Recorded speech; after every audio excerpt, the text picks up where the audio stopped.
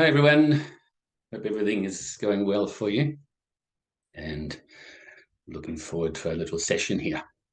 So let's do the chanting straight away before our meditations and then continuing our commentary on the 8 verses of thought transformation.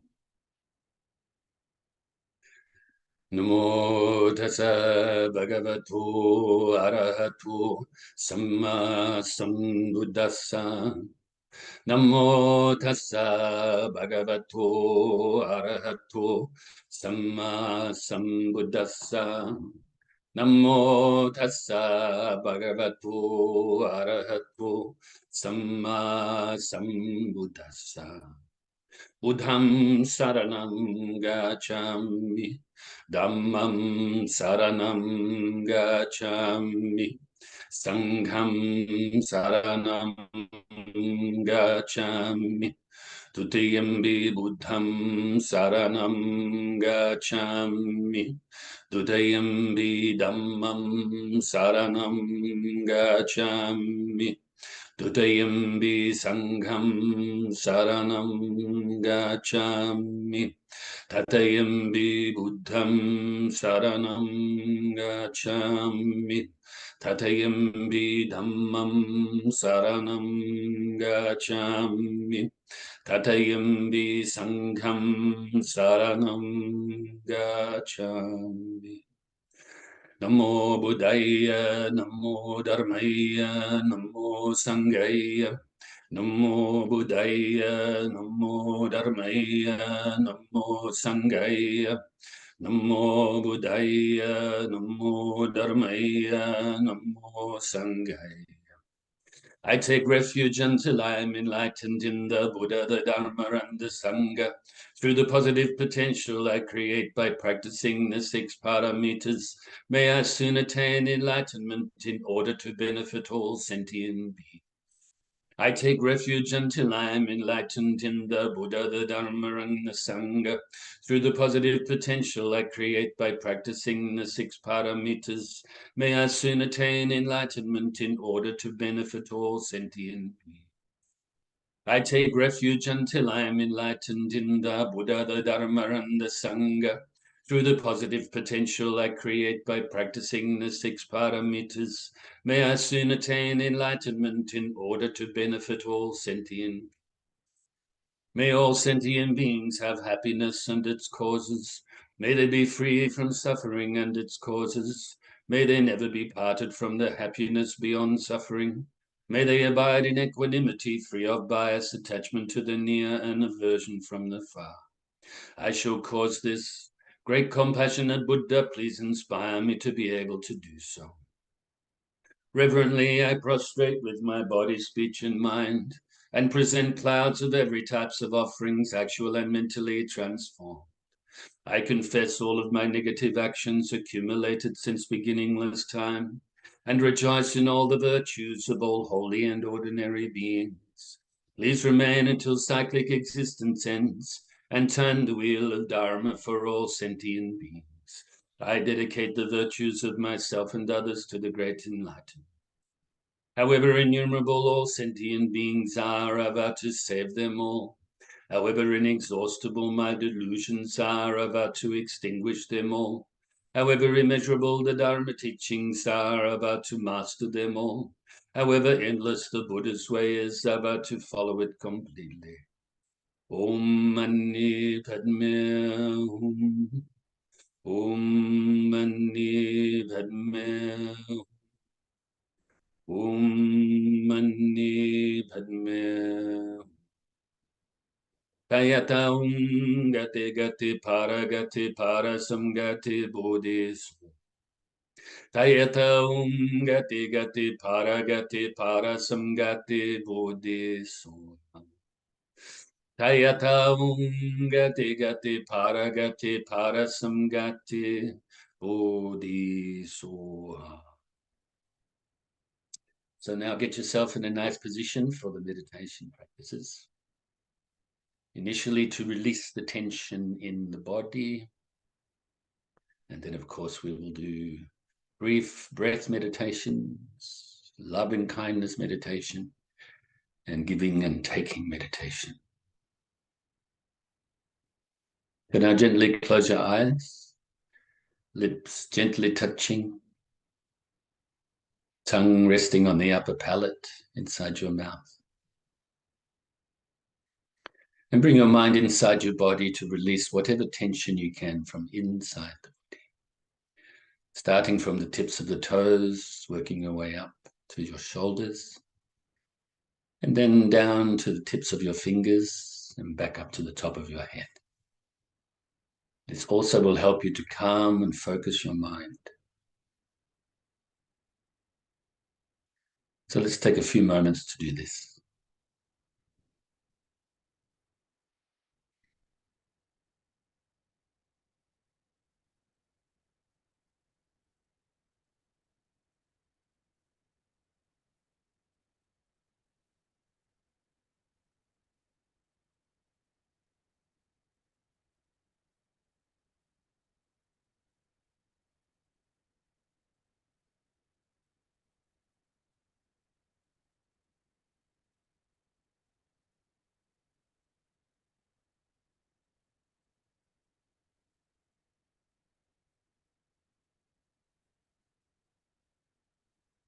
And now scan your body again just to see if there's any leftover tension that you can release still.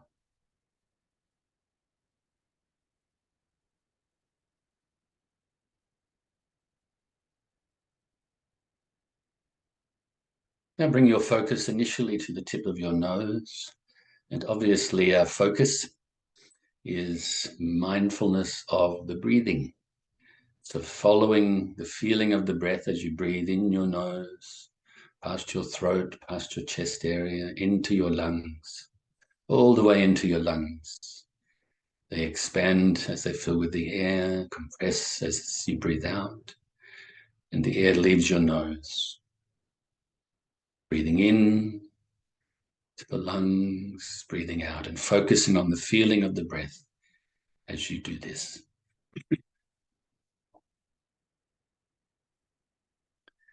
You may also like to add the extra technique of counting the breaths from 1 to 10, and then back again, 1 to 10. So 1 in-breath, 1 out-breath is 1, and so on. But if you get distracted counting towards 10, then go back to 1 at that time. Just to let you know that normally with my breath meditations, I don't do the counting. I just focus deep inside the mind, feeling of the breath as we do it. Then, but for this class, I actually do the counting. It enables me to also know how long approximately that we're doing the meditation for. So it's up to you, whatever suits you. So if any other thoughts arise or mental activity arises, let it go naturally by replacing the mind back onto the breath.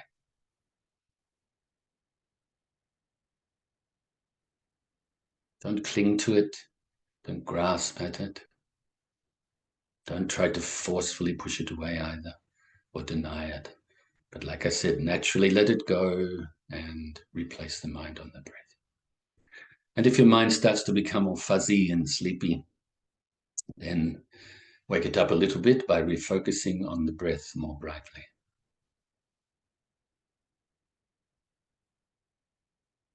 In your own time, you may like to have a look at memory that I shared, which actually is from early on in these Zoom classes, when we were doing the Eightfold Path, or commentary on the Eightfold Path. And I posted a memory of a repost. I think it was class 26, and it relates to what we're doing right now, to the meditation practice.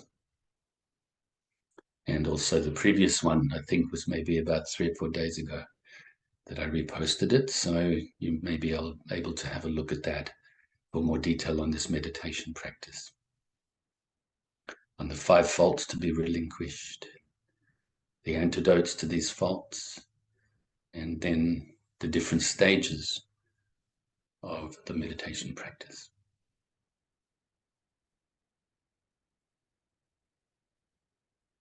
So now let's practice in silence, focusing on the breath, applying the antidotes when you need to, and then letting go of the antidotes when they've already been put into practice. And then your mind is refocused. Practice like this in silence for a little bit.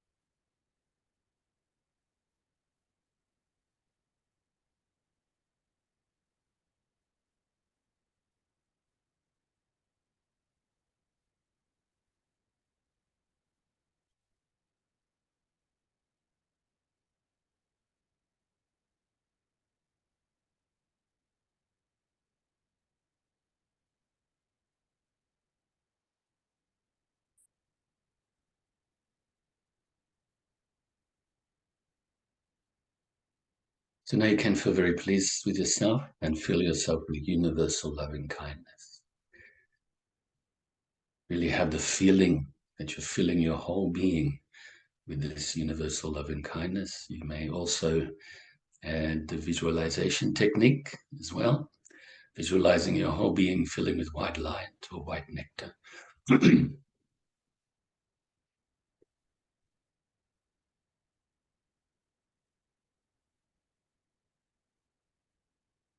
So much so that it now overflows and radiates outwards, initially to your loved ones, family and friends, and fills them with the universal loving kindness too. May they be happy, free from suffering, and be peaceful.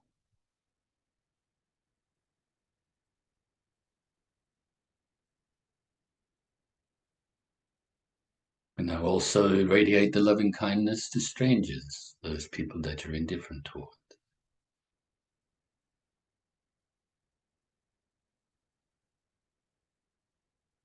And also towards those you may regard as enemies, those people you find very difficult or behave very badly and so forth. Fill all these three types of people from your own perspective with the universal loving kindness and wish that they have happiness and the causes of happiness, that they are free from suffering and the causes of suffering, and that they are peaceful. And now let's radiate the loving kindness out further and further distance-wise to all living beings, whether great or small, short or tall, seen or unseen, near or distant, born or to be born. Whether they are living in the waters, on the land, fly through the air, born from eggs or wombs or moisture or through transformation. Radiate your loving kindness to all of these living beings around your immediate area and further distance-wise throughout your whole state or county,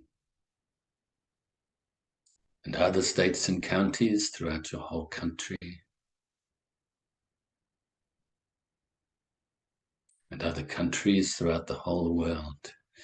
Initially, those that you're familiar with and have an affinity towards, those you're indifferent towards, as well as those you may have some negative feelings towards. And have your loving kindness also pervade throughout all of the oceans, all the way to the center of the earth and to the outermost atmosphere, in all directions, to all living beings. And now have your loving kindness go out further and further beyond this planet alone, throughout the whole solar system, and other solar systems throughout the whole galaxy, and all of the galaxies throughout the whole universe and beyond, until your loving kindness pervades throughout infinite space. And at this time, realize that you are not disconnected from all living beings throughout infinite space. We're all interrelated, interconnected.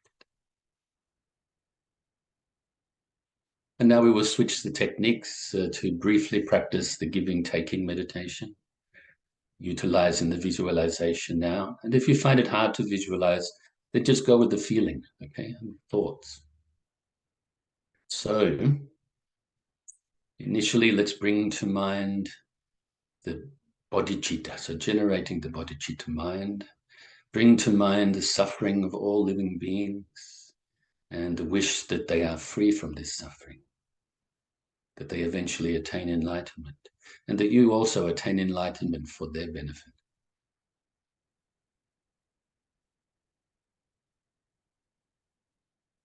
And as you breathe out or exhale, from your heart center radiates white light and enters into their heart center. The white light helps you to give up, or practicing like this helps you to give up attachment. And so you are giving up all of the causes of the suffering, but you are giving your happiness away to them. All of your good qualities, all of your good merit and good karma. And they receive it in their heart centers. All the living beings now that are in front of you. And then as you breathe in or inhale, the black smoke leaves their heart centers, helping to free them from their sufferings, and enters into your heart center. You take their suffering upon yourself, and it helps you to destroy your ego and self-centeredness. Therefore, uproot ignorance. So let's do this for a little while. Breathing out, giving your goodness and everything you find pleasing. Breathing in, receiving the sufferings of others, taking them away from them, but not hanging on to them yourself. Breathing in, breathing out.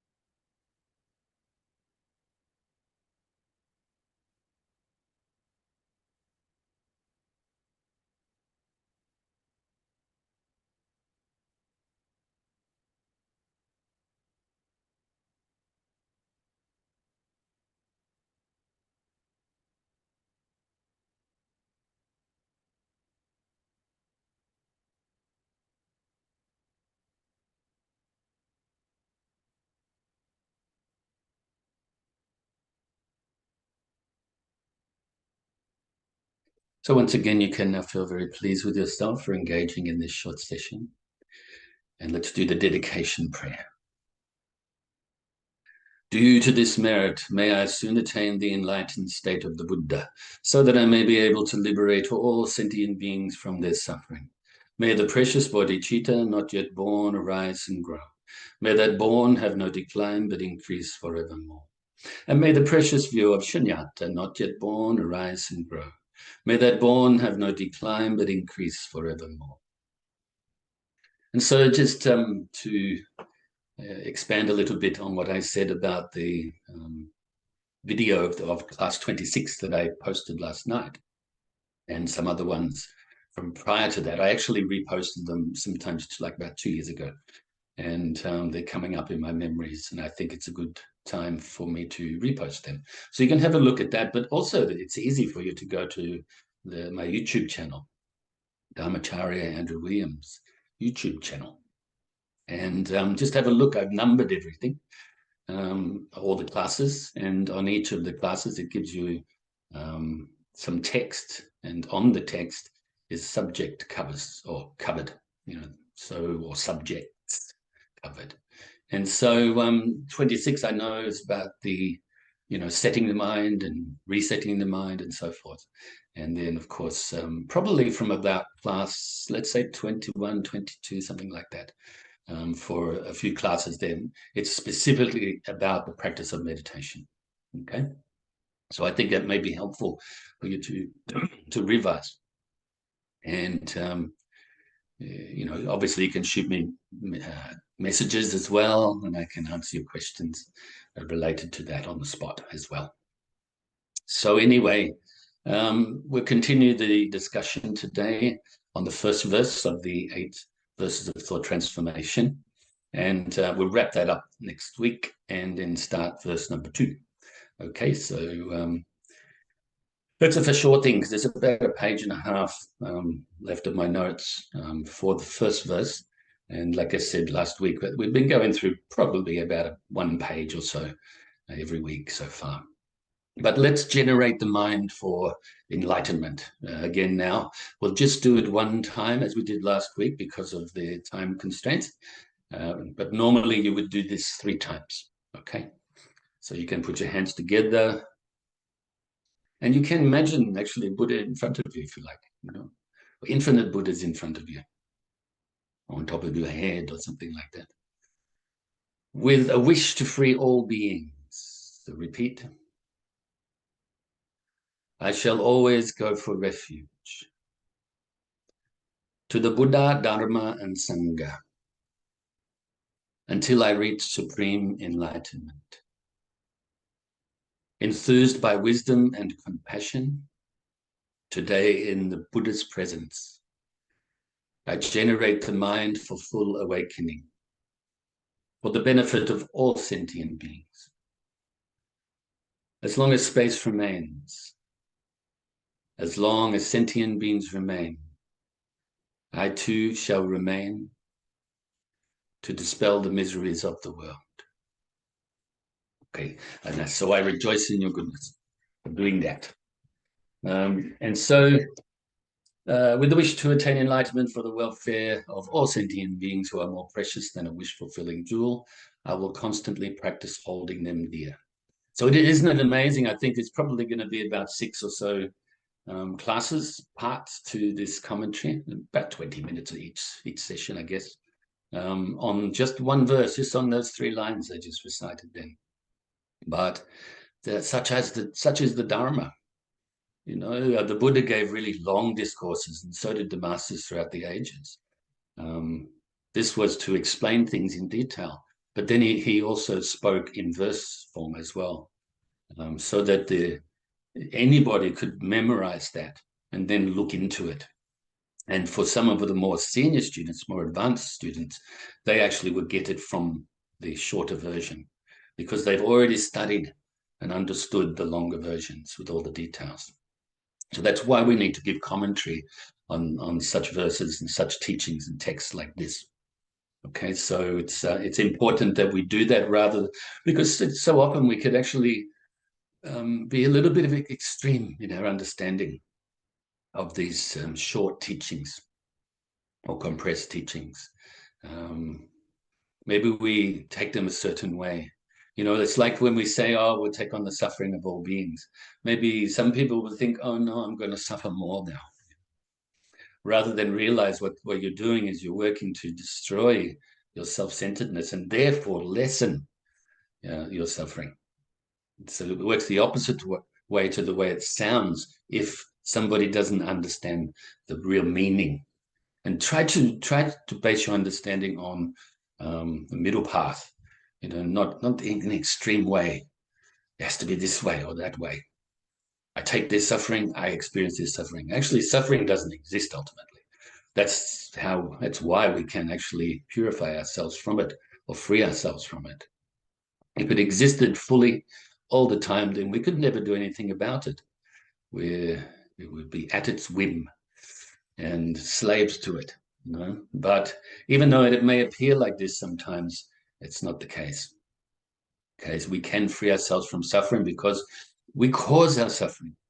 All beings cause their suffering, as well as cause their happiness, which, in a certain sense, you could say that happiness is when we have some sort of relief from suffering. That's in conditioned existence. That's not the ultimate happiness of enlightenment, you could say. But normally we live in this dualistic way. So when we experience happiness, it's just we have just some sort of relief from suffering. But we cause this duality, we cause this cyclic existence, and therefore then we have the experience of it. But the experience of it, in other words, it's another word for the effect or the result of.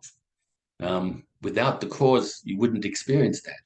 And without previous effects or experiences, where you've planted more karma, more seeds of karma, actually, it wouldn't exist either. So let me say that again more simply. Without the cause, there's no effect. Without effects, there will be no cause. They don't exist separately. They exist together, interdependently. When you uproot the cause, there is no effect. I remember quite some time ago, there was, after I think it was the tsunami in Japan many years ago. I don't know, I think maybe it's about 2010 or something like that.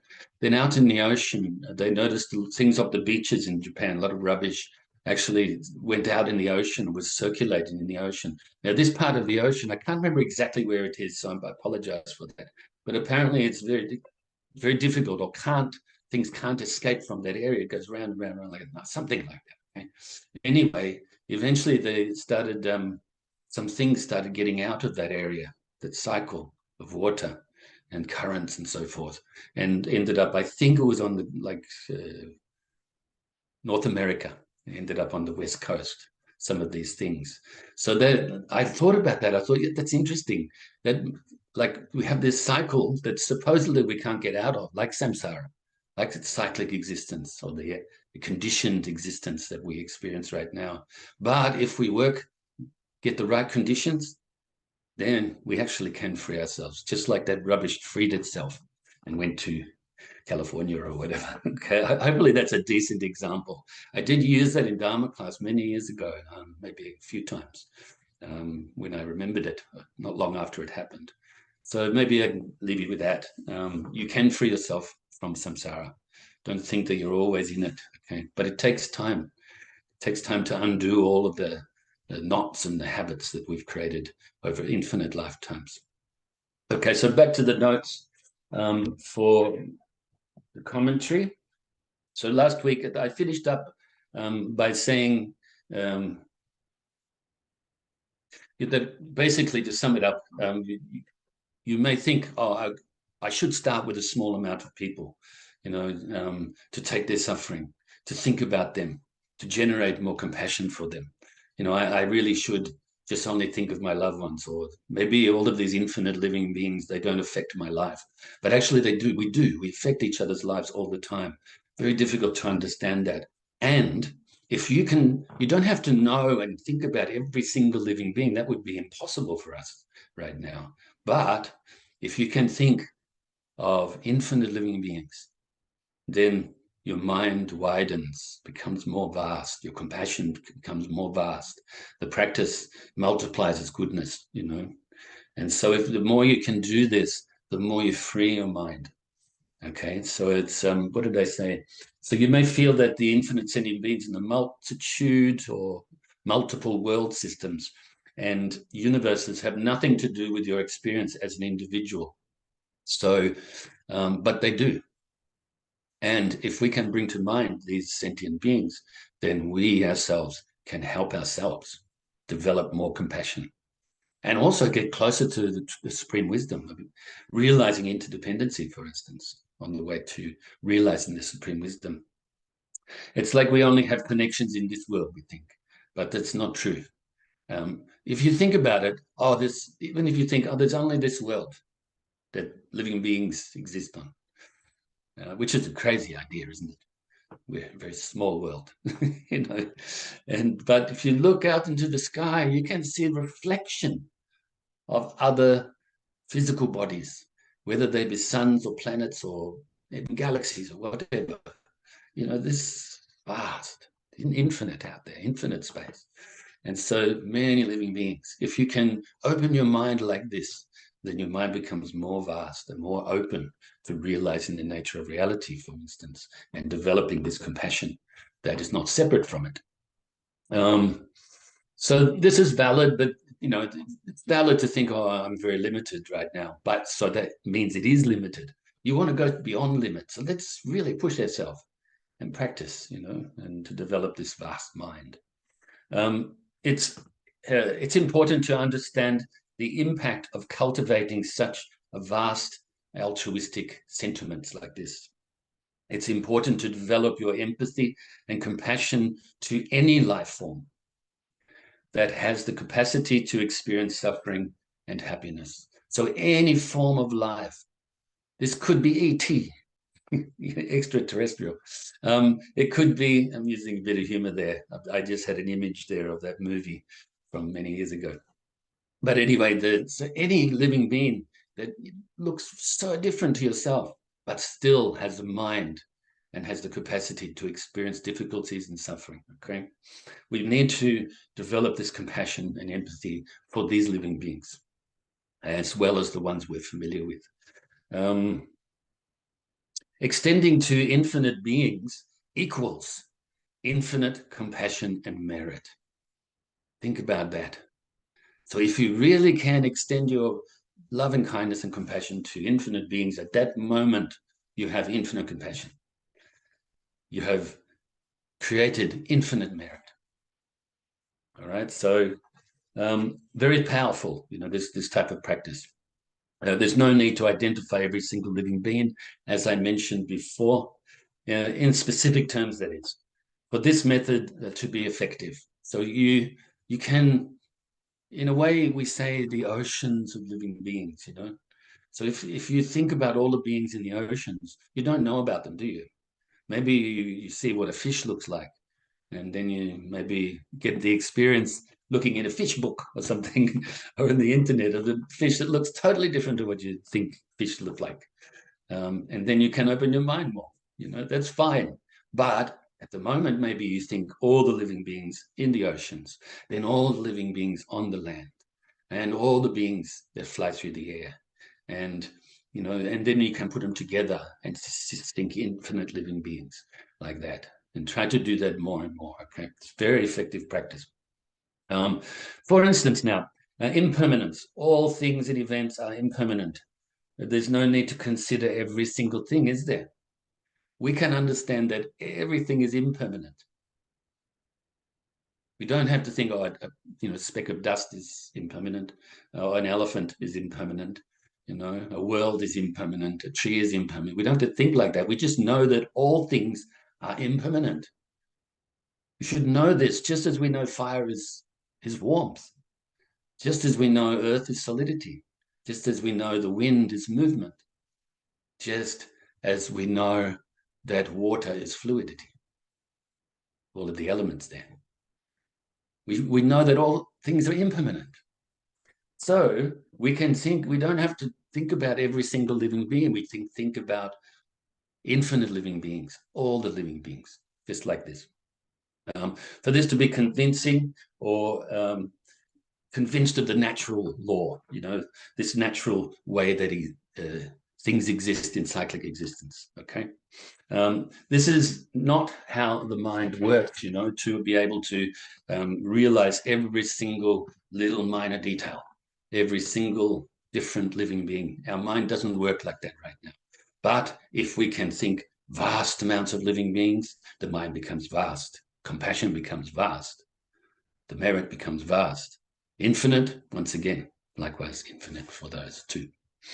Now, in reference to I, may I, what is I? It's an interesting one, isn't it? We think, I do this, this is mine, this is me, and so on and so forth. So I'll leave you with that to contemplate, okay? Because that's what we'll talk about next week. And it's important to think like that as well, to contemplate what is this conventional thing called I as separate from others. Now, this is leading on to the wisdom aspect of the practice as well. Of course, the wisdom aspect is not separate from the compassionate aspect either. Okay, so I know maybe we've got 30, 40 seconds or something to go. So hopefully you've enjoyed today's class. It seemed to go by so quickly. And I look forward to seeing you next week. Make sure that when you study the Dharma, just do that and do it well. When you're practicing the Dharma, whatever aspect, just do that, do it well.